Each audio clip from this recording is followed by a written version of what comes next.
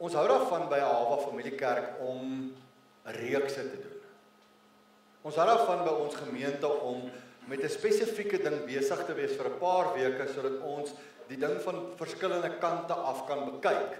En so aan. So, jy sê jouself vind dat jy nou ingestap het op ons rigtersreeks, en net so by the way, jy hoef nooit bang te wees as jy die voriges gemis het, jy kan dit optel op YouTube, jy kan dit op YouTube kyk, of jy kan op ons website ingaan, www.ahava.org.za, en jy kan daar ingaan, onthou dit is .org.za en .co.za, en dan kan jy daar ingaan, en jy kan op ons podcast ingaan van die vorige week, of die vorige weke, as jy dan sou belangstel, om op te vang, of wat ook al, maar ek wil ook jou verseker dat, dit wat jy vanoggend gaan hoor, staan ook losstaande, so jy is glad nie verlore, of iets dat jy dalk nie, dat jy geen idee gaan hê waaroor ek praat nie.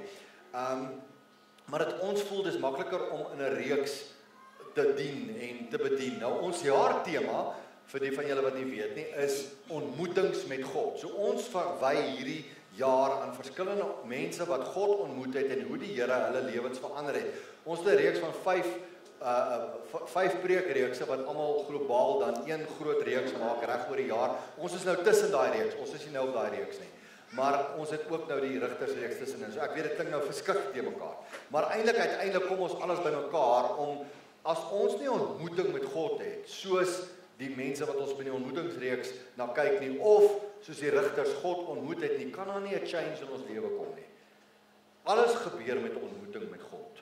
En ons persoonlike verantwoordelikheid, ek en jy, om God te ontmoet in my eie persoonlike lewe is verskriklik belangrik om dit dan deur te trek, sodat ek 'n disipel van God kan wees, of 'n disipelmaker, en kan groei nader aan die beeld van Christus. So dis nou maar net die agtergrond. So, vandag wil ek fokus op 2 onbekende rigters wat ons bitter min van weet.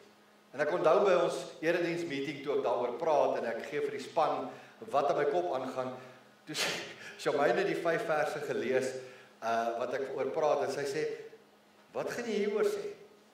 Okay, dit is die reaksie. En ek gaan net gou bieg, ek het ook nie hierdie preek so beplan nie. Dit was nie ek nie. Maar ek het verlede maandag, het ek 'n paar dinge met die Here geworstel en gepraat, en wat ek al in my eie lewe, en ook hierdie hele ding van die wegraping, en hoor ons nie reg nie, wie hoor reg, en hoekom is daar soveel onmin, en wat ook al, en hierdie een skel daai ou uit, en wat ook al is 'n valse profeet, en ja, ek weet ons moet standpunt inneem, en so aan, maar vir my gaan die standpunt vir my oor liefde. Hoe hanteer ons iemand wat 'n fout maak? So, reg of verkeerd, Dani Botha was verkeerd, kom ons sê dit vir mekaar promptheid. Die voetfout wat hy gemaak het, was om 'n datum te koppel aan iets wat hy nie moes nie. Dis die voetfout. Okay, maar gaan ons hom nou veroordeel vir die res van ons lewens? Het ons reg? Nee. Wat sê die Bybel vir ons? Die Bybel sê, hanteer mekaar met liefde. Naaste liefde, broederliefde. So, het hy verskoning gevra in die tyd? Hy het. Ek het gebid, Here, asseblief dat hy verskoning vra vir sy fout, en hy het. En ek wil vir jou sê, ek dink nie is maklik om op te staan en vir die hele land te sê ek het 'n fout gemaak. Ek weet nie hoe voel ek as ek net vir my vrou moet sê ek het 'n fout gemaak. Okay, so, en hy het, en ek eer hom daarvoor, vir die verskoning, nie vir die fout nie. Die fout is gemaak. Okay, ons kan nou 'n bietjie daaroor praat. Ek wil dit graag hier inbring op 'n manier. Maar dit gaan nie daaroor van wie's reg en verkeerd nie. En dieselfde ook, dit wat ek verwag van mense, dit week is, en ek het nou daar gestaan met die worship, en ek het nodig gehad, om vanmôre net weer seker te maak, Marius, gaan jy die regte goed sê. Jy moet pas op wat jy sê. Want om hier voor te staan is nie maklik nie. Want ek's 'n mens. En ek kan baie keer goeie sê, en ek bedoel dit in my kop op 'n manier, maar jy hoor dit op 'n ander manier, en dit kan 'n interpretasiefout van my kant wees, dit kan 'n interpretasiefout van jou kant af wees. Hoe dit ook al is, kom praat met my as jy met my verskil oor enigiets, en ek sal graag met jou wat daaroor wil redeneer. En as ek 'n fout gemaak het, as ek die eerste ou wat terugkom, die mense wat my goed genoeg ken, weet ek het al hier gestaan en gesê ek het 'n fout gemaak. Ek is jammer, ek maak dit reg. So ek is weer bereid om dit te doen as ek moet. Maar ek wil gou hê ons moet gou in rigters inklim. En ek wil net gou vir jou, onthou die laaste rigter wat ons nou verlede week oor gepraat het was Gideon, of soos sy naam verander is Jeribaal.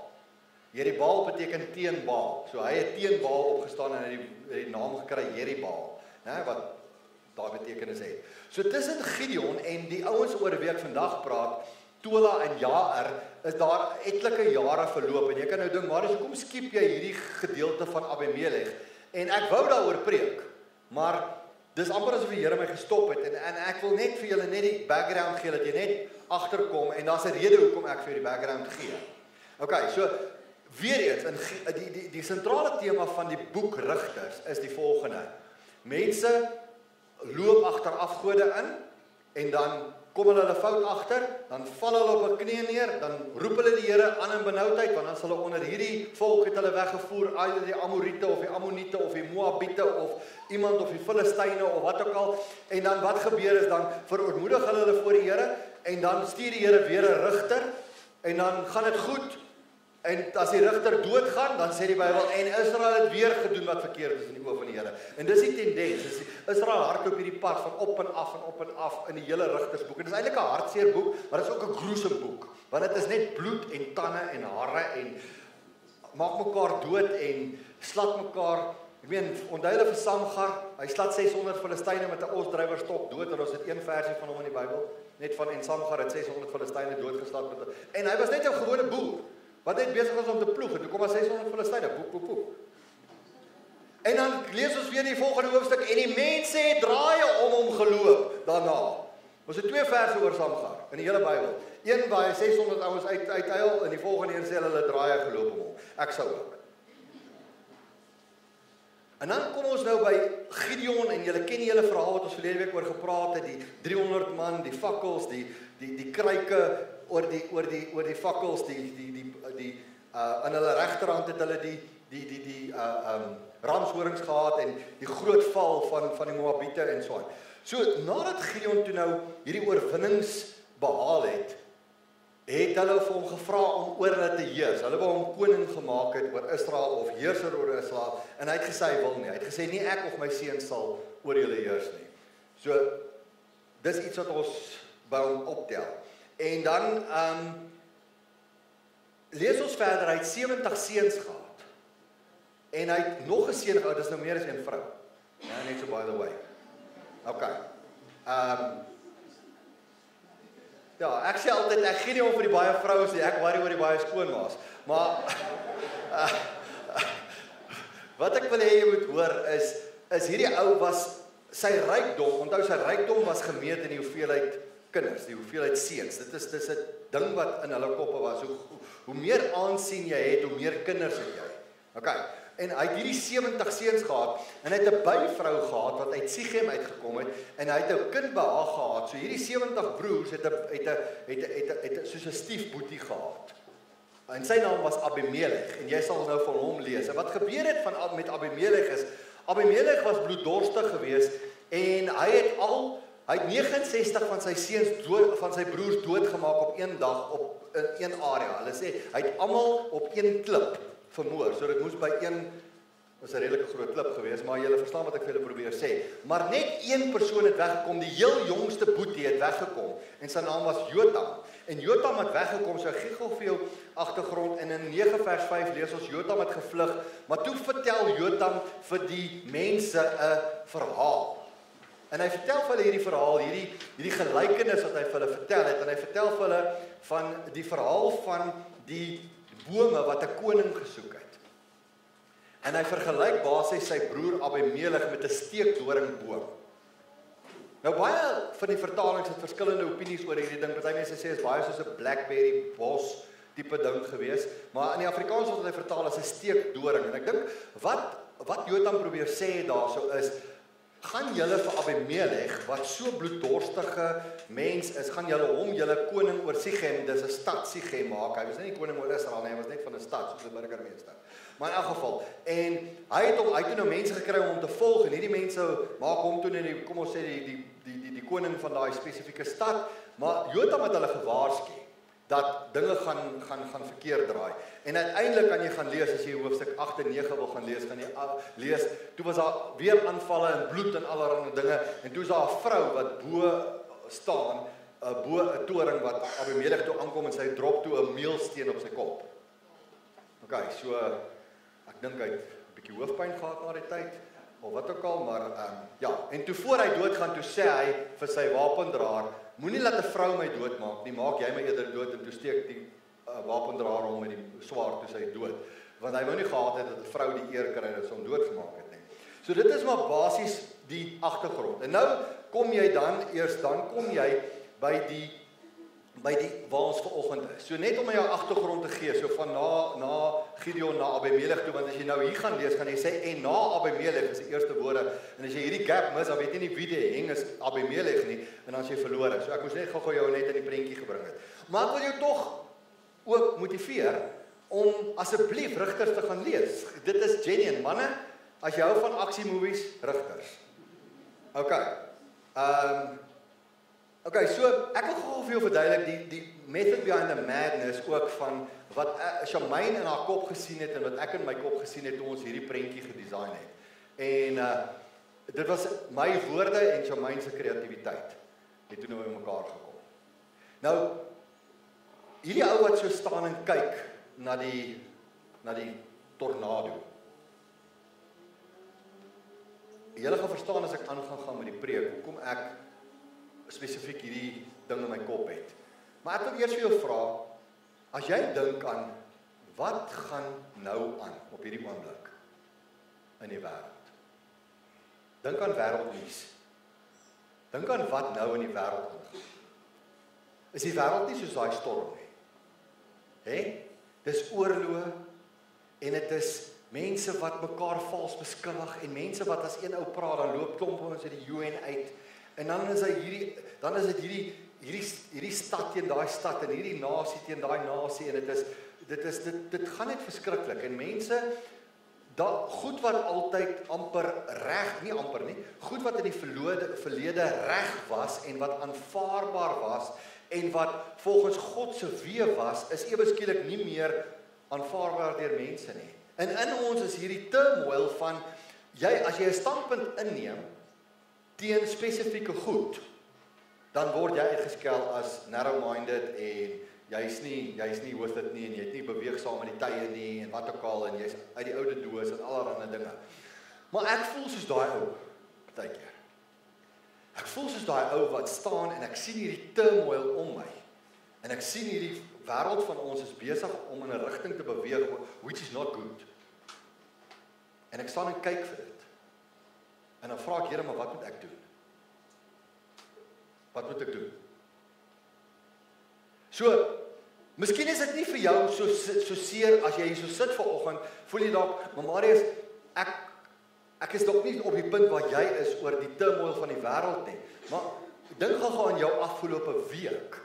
Dink gou aan jou afgelope paar maande. Dink aan die afgelope dag of 2 dalk in jou lewe. Van wat se storms is daar dalk in hierdie oomblik in jou lewe? Is daar dalk 'n storm waar jy fisies iets fout is met jou? Dat jy fisies siek is, of dat jy fisies een of ander siekte het, of een of ander slegte nuus het, of iemand wat jy ken, of wat ook al, so met ander woorde, dis fisiese siekte, liggaamlike siekte, of is dit dalk, ek wil sê, is dit emosioneel, het jy dalk deur 'n moeilike tyd in jou lewe gegaan, en jy's hierdie turmoil in jou lewe, en jy weet nie hoe om dit te hanteer nie. Jy weet nie wat om te sê nie, jy weet nie hoe om hierdie spesifieke situasie te hanteer nie. Dit kan emosioneel wees, dit kan ook wees dat jy geestelik dalk voel, wow, jy's verward oor wat om jou aangaan. Die een ou sê die Here gaan kom, en die ander ou sê, skel hom uit, die Here gaan nie kom nie, hy's 'n valse profeet, en wat ook al, en eintlik ons as voorgangers moet eintlik rigting gee, en dan sien jy maar, hierdie ouens beklei onder mekaar, nou wie moet ek nou glo, en ek het verlede week vir jou probeer sê, ek dink die way is om just te sê, Here, kom ons hanteer mekaar in liefde. Want dit is die sentrale boodskap van die Bybel. Ek sê nie hy's reg nie, en ek sê ook nie hy's verkeerd nie, ek sê net hanteer hom in liefde, al het hy 'n fout gemaak. Want as ek en jy 'n fout maak, wil ons ook in liefde hanteer word. Is dit nie so nie?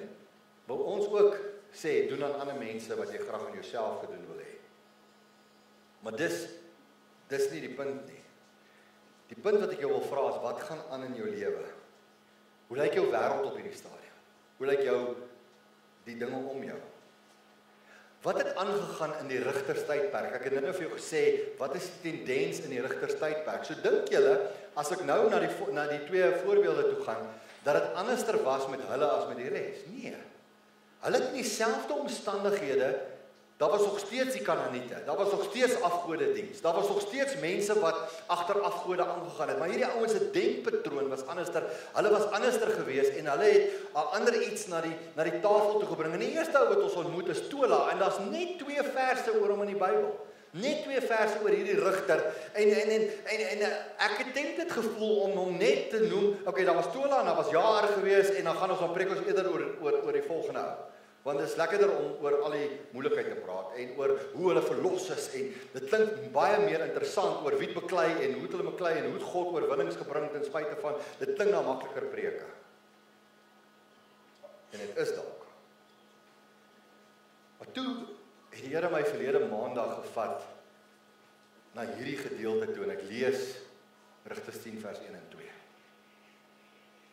Ons gaan nou by die volgende ou kom, en hy sê, en na Abimelech, julle weet nou wie hy was, want ek het vir julle gesê, of die nuwer vertaling as Abimelech, maak nie saak nie, dis hulle ou.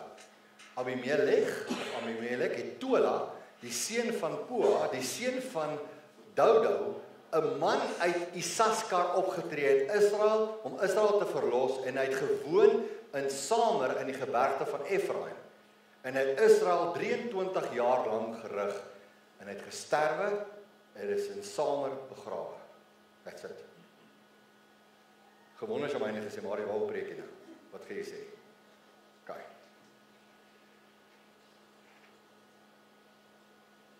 Ten spyte van, en dis ons tema, God gee rus ten spyte van.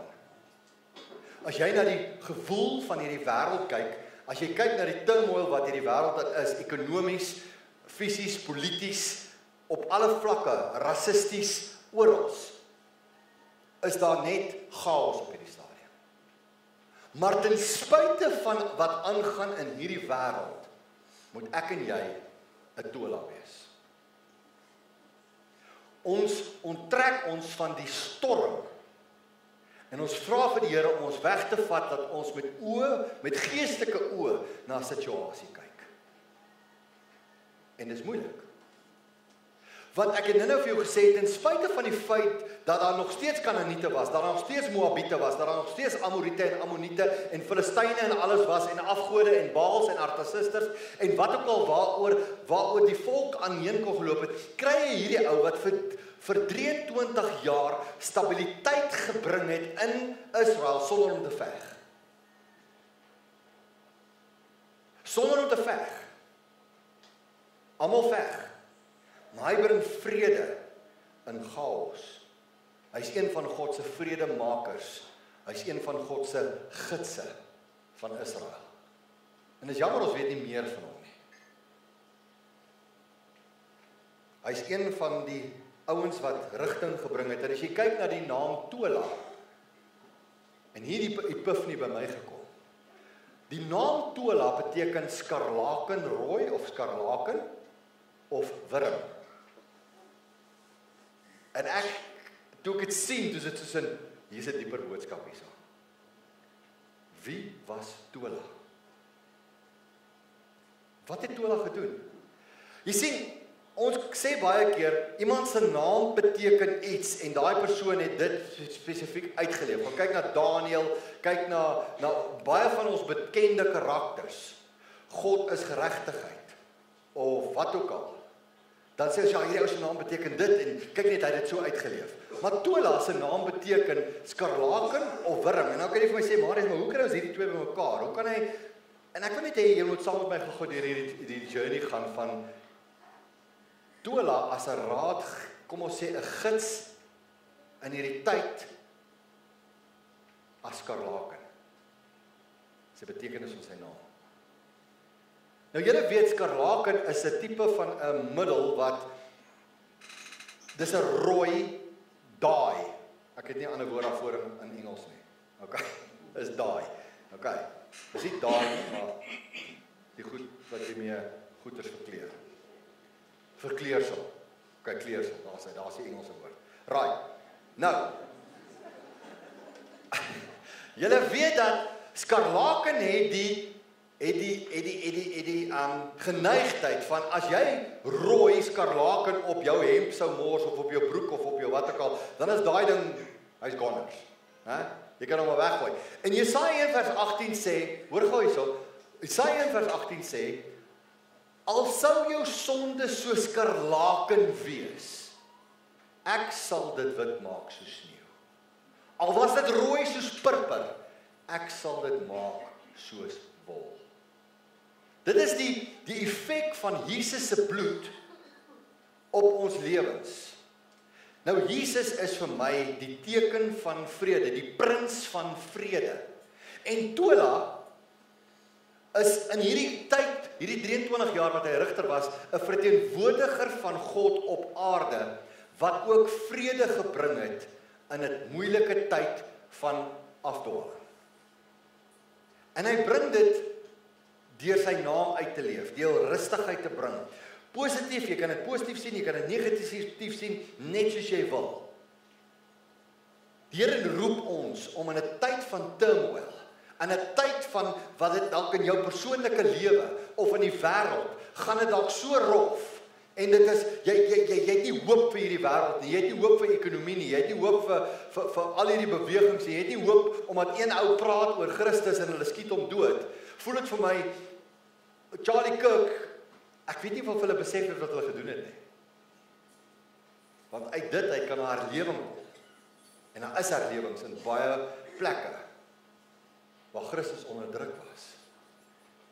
Ons moet nooit God se hand onderskat in enige situasie nie. En nou kom die uitnodiging na jou toe.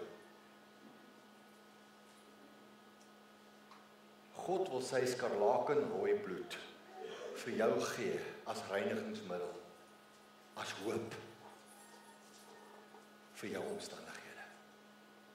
Hoekom kon Jesus geslaap het op 'n boot wat besig is om in 'n storm te gaan? Want hy het vrede gehad ten spyte van 'n storm. En dis net deur God se genade dat ek en jy vrede kan beleef in hierdie wêreld ten spyte van wat om ons aangaan. Dis ons tema vandag, ten spyte van God gee rus. Ten spyte van wat nou met jou gebeur, ten spyte van wat mense sê, ten spyte van wat mense dink, ten spyte van mense se uitlatings of mense se wat ook al, of invloed wat mense op jou het, of die wêreld op jou het, of die ekonomie op jou besigheid het, of wat ook al, ten spyte van dit, God gee rus. Glo jy dit? En dis wat ek vir jou vandag moet sê. En ek moet op punt kom wat ek net sê, Here, al gaan dit hoe in my besigheid, al gaan dit hoe in my geestelike lewe, al gaan dit hoe in my persoonlike lewe, al gaan dit hoe in my huwelik, al gaan dit hoe in my verhouding met my pa, my ma, my boetie, my sussie, my oom, my tannie, daai ouens by die werk, daai kollegas wat nie glo nie, dit maak nie saak nie, die ouens wat my uitskel, maak nie saak nie, Here, ten spyte daarvan kan U rus gee, ek kom gee die situasie, en dan voel dit vir my soos skarlakenrooi, ek gaan dit nooit kan skoon kry nie, sê die Here vir my, kom nou en laat ons die saak uitmaak. En hier is nie net geskryf vir jou geestelike lewe nie, ek dink hier is weier. Kom nou en laat ons die saak uitmaak, sê die Here, al was jou sonde soos skarlaken, of as al jou omstandighede soos skarlaken, dit sal word soos sneeu, al was dit rooi soos purper, dit sal word soos wol. Ek weet hy praat hier van sonde, moenie my misquote nie, moenie my misverstaan nie. Hy praat eers hier van sonde. En daarom moet jy ook jou kant bring, om te sê, Here, maar wat doen ek verkeerd? Wat het ek tot hierdie situasie bygedra? En maak jou kant skoon, sodat jy God kan vertrou, dat die Here die res kan doen. Maar skarlaken is nie net om sonde uit te wis nie. Ek dink nog steeds, as ek, sê nou ek sal nou op hierdie, miskien, ja, dit sou nou beter gewees as ek dalk 'n wit hemp aangehad, dat ek moes beplan het. Nee. Maar as jy op 'n wit hemp of op 'n enige ding 'n rooi vlek kry wat nou sit, soos skarlaken of purper vlek of wat ook al, wat se vlek jy ook al wil aandink. Wat is die beste ding wat jy kan doen met 'n wit hemp? Daai hom maar heeltemal rooi. Is dit nie? Daai die hele hemp rooi. Dan is die hele vlek weg. Nou ek wil vir jou sê, vat jou hele omstandigheid en gee dit vir God. Dat hy dit bedek met sy bloed. In plaas van om 'n ding te probeer change wat jy nie kan nie, gee dit oor. Dat hy dit oorvat. Skarlaken speel 'n groot rol, nie net in vredemaker nie, maar dit is 'n simbool vir my van God se teenwoordigheid. Daar was skarlaken garing gebruik in die hoofpriester se kleed. In die granaatklokkies onder aan sy kleed was daar granaatklokkies wat blou en skarlaken was. Daar binne in die borstas, binne in sy kleed was daar skarlaken spesifieke materiaal gekies of garing gekies om bordierwerk te doen, juis, en die simbool van dit was juis gewees God se teenwoordigheid. So skarlaken verteenwoordig ook God se teenwoordigheid. So kom ons gaan terug na Tola toe. Wat was Tola gewees in 'n tyd van turmoil? Hy was iemand wat God se teenwoordigheid na die omstandigheid toe gebring het. So obviously moet ons self afvra. Ek hoef nie vir jou te vra nie. Ek vra vir myself. Maar in hierdie tyd wat dit so woes gaan in die wêreld, in Suid-Afrika, ekonomies, fisies, mense wat siek word, mense wat, daar's nog nooit so baie kanker in Suid-Afrika soos nou nie, in die verlede nie. Daar was nog nooit soveel ongeneeslike siektes gewees. En ek sê dit tussen aanhalingstekens wat God kan genees. Dan wil ek vir jou sê, wat doen ek? Draak by tot die turmoil, draak by tot die omstandighede van hierdie storm, of is ek die ou wat kan terugstaan en sê, Here, ek gaan terugstaan uit hierdie storm uit, en ek gaan die vra my wysheid te gee, om hierdie storm te hanteer. Daarom kon Jesus slaap op 'n boot, wat besig is om te sink. Daarom kon hy kyk, na sy disippels, en vir hulle sê, klein gelowiges, skarlaken stel voor God se teenwoordigheid, selfs in die voorhangsel. Daai voorhangsel was gebruik gewees, onthou as hulle nou die tabernakel afslaan weer, dan niemand kan in die allerheiligste in beweeg nie, so hulle die voorhangsel losgemaak, en dan het die priesters vorentoe geloop, en het oor die ark van God gegooi, waar God se teenwoordigheid was, sodat hulle die draaghoute kan sit, en het hom bedek, en hom oortrek, en dan kon hulle eers aan hom raak, net aan die draaghoute, en hom wegdra. So Here, kom bedek my omstandighede met U self. Ek wil 'n vredemaker wees. Ek wil iemand wees wat van buite af na 'n situasie kan kyk en sê, Here, gee my die genade om van buite af te kyk, dat ek rustigheid kan bring. Maar skarlaken is ook 'n teken van verlossing. En of jy dink daai persoon verdien verlossing, ja of nee, is nie vir jou om te besluit nie. Rahab het nie die beste reputasie onder die son gehad nie. Het gaan nie oor jou nie. Het gaan nie oor jou verlede nie. Het gaan nie oor jou reputasie nie. Dit gaan nie eers oor jou opinie oor ander mense nie. Dit gaan oor God se opinie. Wat dink hy? Want daai skarlaken tou is 'n teken van die bloed van Jesus Christus, wat as 'n teken gedien het tot verlossing. En Here, as ek net aan die skarlaken tou kan vashou in my omstandigheid wat ek nou is, weet ek, U kan my help. U kan my deurdra. Maar hy was ook 'n wurm. Sy naam beteken nie net skarlaken nie, maar wurm. En dit is baie maklik. Wurm is vir my nederigheid. As ek wil hê God moet deur my lewe 'n verskil maak, moet ek nederig genoeg wees om nie myself op te blaas as enige iets of enige iemand nie. Maar hy alleen, in sy skaduwee.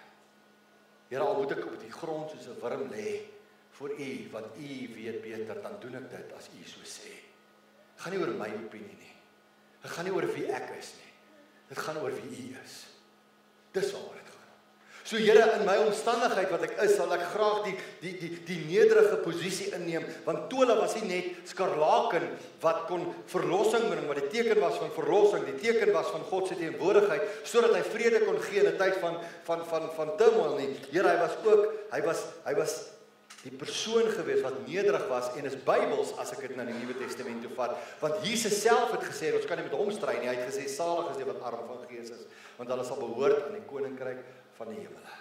Salig is die wat treur, want hulle sal vertroos word. Salig is die sagmoediges, want hulle sal die aarde beerwe. Salig is die wat honger en dors na die geregtigheid, want hulle sal versadig word. Salig is die barmhartiges, want hulle sal barmhartigheid bewys word. Ouens, as ek en jy moet in enige omstandighede wat ons is, moet ons kan terugstaan. Na die storm kyk op 'n manier en sê, Here, ek gaan myself ondergeskik stel as 'n wurm, dat U die verskil maak. En wanneer die Here die wurm wil gebruik, kan hy. Maar as die Here nie die wurm wil gebruik nie, hoef hy nie. Want jy sien, my onderdanigheid aan God maak dat ek kan dien, dat ek 'n verskil kan maak. God haat hoogmoedigheid. Hy sê dit. So wat ek by Tola uithaal, is hierdie was 'n man wat 'n verskil gemaak het, wat vrede gebring het, in 'n tyd van turmoil, met nederigheid, deur God se teenwoordigheid. Nie in homself nie. Hy het nie 'n geveg gewen nie. Hy het nie 600 ouens doodgeslaan nie. Hy het nie 'n reus met 'n slingervel uitgehaal nie. Hy het nie 'n leeu se bek verskeer nie. Maar hy het gedoen wat hy moes. Want God het hom geroep om 'n vredemaker te wees. God het hom geroep om 'n verskil te maak deur wie hy was en nie wie sy gunsgenote was nie. Ons kan weer volgende week gaan kyk na ouens wat fights gewen het. Maar hierdie week moet ons kyk na vredemakers. Die tweede ouetjie wat ek oor wil praat, ek praat met jou oor ten spyte van gee God rus, is Jaar.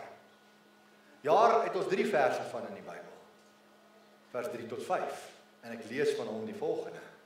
En na hom, dis nou Tola, het Jaar, die Gileadiet opgetree, en hy het Israel 22 jaar lang gerig. Aanhou was 23, hy is 22 jaar. So ons het 45 jaar nou van rus in hierdie land. Wat God manne gebruik op 'n ander manier.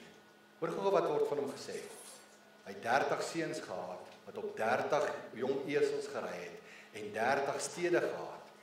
Die word tot vandag toe dit geskryf is daai tyd, was dit die Jaarsdorpe genoem, wat in die land Gilead lê. En Jaar het gesterwe, en is in Kamon begrawe.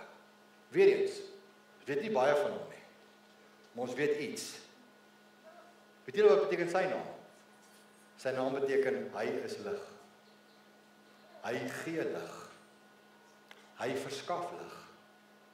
Kyk, dink gou weer die wêreld wat hy in gelewe het. En wat 'n wêreld het hy gelewe? 'n lewe van chaos. 'n wêreld van chaos. 'n wêreld van afgodediens en allerlei dinge, maar hy gee lig. Klink dit bekend? Dit klink bekend, né? Want dieselfde Jesus het vir ons gesê, julle is die lig van die wêreld. Maar voordat hy gesê, ek is die lig van die wêreld, ek Jesus is die lig van die wêreld. Dis die enigste ding wat Jesus, ek is uitspraak en 'n jy is uitspraak is wat ooreenkom. Die ander verskil almal.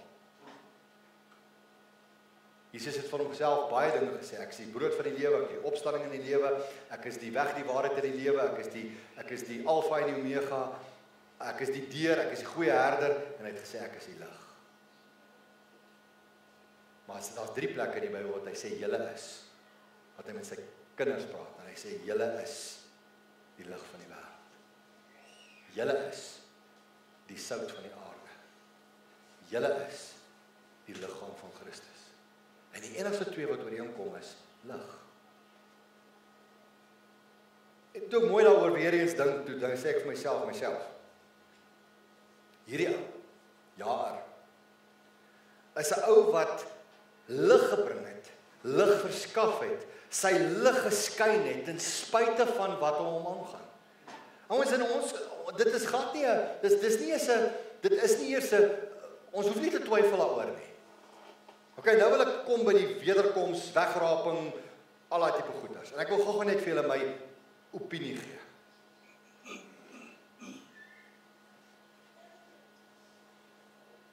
Leef ons in die laaste tye? Wat is jou opinie? Ja of nee? Ja. Leef ons in die laaste tye? Ja. Dink ons almal, of meeste van ons gaan saamstem, ek dink 90, 95, miskien 100% van ons gaan sê, ons leef in die laaste dae. Hoe weet ons dit? Want die tekens wat Jesus gegee het, toe sy disippels hom gevra het, is besig om voor ons oë af te speel. Ons is nie blind nie, ons kan dit sien. Ek wil jy moet Matteus 24 gaan lees en jy moet ook na die nuus kyk in dieselfde tyd en jy gaan agterkom. Dit wat Jesus in Matteus 24 voorspel het, is besig om te gebeur. En ek wil jy moet gou een ding hoor. En jy moet dit verstaan. Matteus 24 is die Jode, dis disippels wat Jode is, wat vir Jesus 'n spesifieke vraag vra oor 'n spesifieke gebeurtenis wat vir hulle belangrik is. En hulle koppel dit nog altyd in die hele lewe lank aan wat?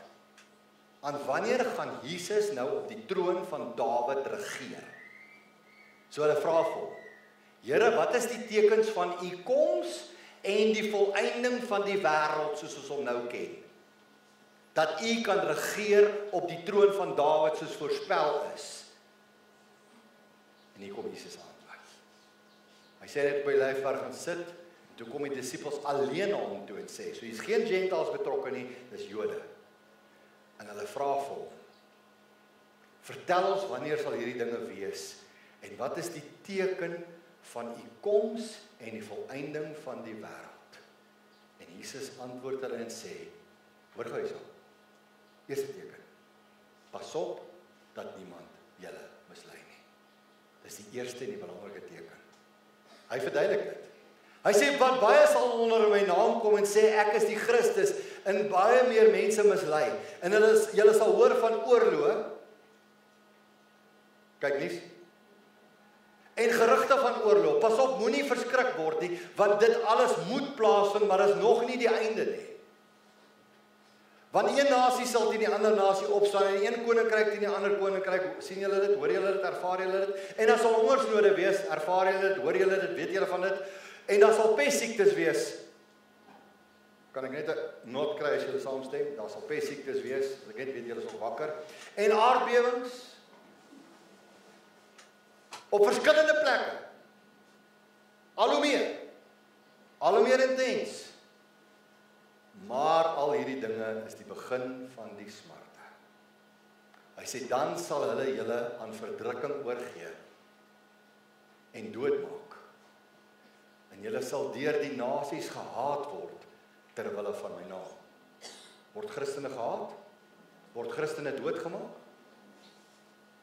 Goed. En dan sal baie tot struikeling gebring word en mekaar verraai en mekaar haat. Is dit waar? Het ons dit ervaar die afgelope paar weke? Na Charlie Kirk se dood? Die uitsprake wat gemaak is, wat van hom gesê word? Hoe mense teen Dani Botha gedraai het? Ek sê nie hy was reg nie, hoor my baie mooi, hy was verkeerd. Maar dit gee my nie reg om te dink ek is beter as hy nie. Hy sê, maar ek moet waarsku, dan sal baie tot struikeling gebring word en mekaar verraai en mekaar haat. En baie valse profete sal opstaan en baie mense mislei. En my gebed in hierdie week was, Here, asseblief, help my. Help my. Ek wil nie een van hulle wees nie. En ek wil jou vra, ek wil jou reg gee, as ek enigstens iets van hierdie stage af sê, wat nie Bybels is nie, moet jy van my kom praat. Ek het 'n ouderlinge raad wat hierna moet kyk. Ouderlinge, ek roep julle tot verantwoordelikheid. Julle moet kyk na hierdie goed, sodat ons seker maak, ons is nie deel van die afval nie, maar deel van die opbou. Ons is deel van die mense wat kan terugstaan in 'n tyd van turmoil en kyk en God raak sien binne in die turmoil en bid vir dit en 'n verskil maak en my lig laat skyn en lig bring in die storm. Dis waarvoor ek en jy geroep is. Ons is sy lig. Ons moet hou by die waarheid. Kom ons gaan aan. En omdat die ongeregtigheid vermeerder word, sal die liefde van meeste mense verkoel. Mense raak rustig, né? Oor Christendom. Ag, ons almal is okay. Dit maak nou nie regtig saak of jy Jesus aanneem nie. Jy kan net maar deur Mohammed gaan en jy kan maar eintlik maar bietjie deur Hare Krishna gaan en jy kan maar bietjie deur Moeder Maria gaan en jy kan bietjie dit. Ag, is okay, ons almal uiteindelik gaan ons almal op dieselfde plek eindig. Nonsens. Jesus sê, ek is die weg, die waarheid en die lewe. Niemand gaan na die Vader toe behalwe deur hom nie. Punt. Tel nie ons verdoeselgoeders nie. Hy sê, maar wie volhard tot die einde toe, hy sal gered word. En nou moet jy baie mooi verstaan. Ons praat met Jode, en ons is Jode wat gevra word, en is Jode wat die antwoord kry. En hier is Jesus besig om te praat van die groot verdrukking van 7 jaar. Spesifiek. Hy praat nie van nou nie, hy praat van die 7 jaar van verdrukking. Dis waarvan hy praat. Is ons nou al daar? Nee, ons is nie. Die antichrist is nog nie geopenbaar nie. Al die profesieë oor die antichrist is nog nie geopenbaar nie. Is nog nie vervul nie. Die antichrist sit nog nie in Jerusalem en regeer die hele wêreld van Jerusalem af nie. So julle stem saam met ons is nog nie in die groot verdrukking nie. Maar as ons naby daaraan, verseker. Verseker. Maar weet julle wat is vir my die goeie nuus? Ek glo dat Jesus sy bruid gaan kom haal voor hierdie goed op hulle ergste gaan wees. Want Jesus se bruid gaan nie deur hierdie goed hoef te gaan nie. Onthou vir die Jode was dit gewees, wanneer gaan u regeer? Vir ons is dit, wanneer gaan u ons kom haal? Verstaan julle die verskil? En Jesus gaan sy bruid kom haal voor hierdie tyd. Ouens, as hy hier praat van die wederkoms, en die tekens is nou al so sterk, en jy trek die 7 jaar van verdrukking af, dan wil ek vir julle sê, is die tyd wat Jesus sy bruid gaan kom haal, is baie nader as jy dink. En dis die boodskap wat ons moet bring. Sonder datums. Sonder datums. Die waarheid is, Christus is op pad. Baie vinnig. Het ek en jy urgency in ons hart vir siele? Het ons 'n urgency in ons hart vir mense wat verlore gaan? Kyk ons na hierdie wêreld en ons veroordeel nie die wêreld nie, maar ons kry 'n passie vir siele. Ons het 'n passie ontwikkel om die evangelie van Christus te verkondig. Is jy 'n jaer en 'n tola wat lig gee, wat skarlaak die oplossing van die skarlaken oplossing van God se verlossing het, maar jy hou dit vir jouself of gaan ek en jy dit deel? En dis die boodskap wat ek vandag vir jou moet bring. Ten spyte van gee God rus. Raak ek onrustig daaroor as ek weet die koms van Here is naby? Vir myself, never. Hey, ek sien uit. Ek het verlede week gesê, as daar nie boot aan reg is, ek gaan nie hier wees vandag, hoor. Ek sê maar net. Maar hy was toen verkeerd, soos ek vermoed het. Maar, dis ook nie, ek wil sê, hy is nie die enigste ou nie, hoor. Daar is ten minste 5 of 6 video's van verskillende mense, wat ek gesien het wat dieselfde ding voorspel het. En ek vir jou sê, hoekom het hulle dit verkeerd? Kan ek gou vir julle sê, hoekom het hulle dit verkeerd? Kom gee vir jou gou oplossing. Hulle koppel die Feast of the Trumpets van die Jode met God se tyd. En dan sê hulle vir jou, hulle sê, die Jode gaan op die trompette blaas, en hulle gaan dit wêreldwyd uitsaai. As jy inskakel kan jy dit sien. Dan vat hulle verkeerdelik daai profesie, dat elke oog sal hom sien, en dat hy gaan kom. En hulle vat dit en hulle koppel dit aan die Feast of the Trumpets. Julle, die grootste fout wat jy kan maak, is om so absurde konneksie te maak, tussen ramshorings wat mense blaas, wat nie eens die Christus aanvaar nie, as die verlosser en saligmaker nie, versus die trompet van God, wat die aardsengel gaan blaas uit die hemel uit. And that's the difference. So ek wil net vir julle sê, in September maand, elke paar jaar gaan jy hoor, dat dis Kersfeeste, en dis 'n Feast of the Trumpets, en is die eerstelingsfees, en dan koppel hulle die first fruits, en die trompetfees, en goeders koppel hulle met mekaar, en dan sê hulle vir jou, maar dit is 'n vervulling, en Jesus gaan kom spesifiek nou in September. Hoeveel jaar terug in September het ons dieselfde ding gehad? 'n Paar jaar voor dit in September het ons dieselfde ding gehad. Ek was in 1991, kan ek spesifiek onthou, of 92, kan ek spesifiek onthou, was dit ook so gewees. In die 80s was dit ook so gewees. Ouens, ek sê nie die Here gaan kom nie. Of ek sê nie die Here, nee, laat ek rephrase. Ek sê nie die Here gaan nie kom nie. Ek dink hy's reeds op pad. Maar moenie dat mense jou mislei met interpretasies wat hulle dink. Dis nie vir hulle om te bepaal. Nou gaan ons by mekaar kom sien en gaan uitsaai, hoe blaas 'n klomp Jode 'n trompet by die West Wall, en nou gaan Jesus kom nie. Dis nie waar nie. Dis nie wat die skrif sê nie. Die skrif sê, by die klank van die bassein sal die geroep van die aartsengel kom en die engele van God sal die trompette blaas. Die aartsengel van God sal kom en Jesus sal afkom en ons sal hom tegemoet gaan in die lig en so sal ons altyd by hom wees. Dis wat die woord sê. Laat dit jou nie 'n bietjie dink aan Matteus 24 nie. Pas op dat niemand julle mislei nie. Soos jy nou 'n reguit standpunt van Marius wil gehad het, die het jou.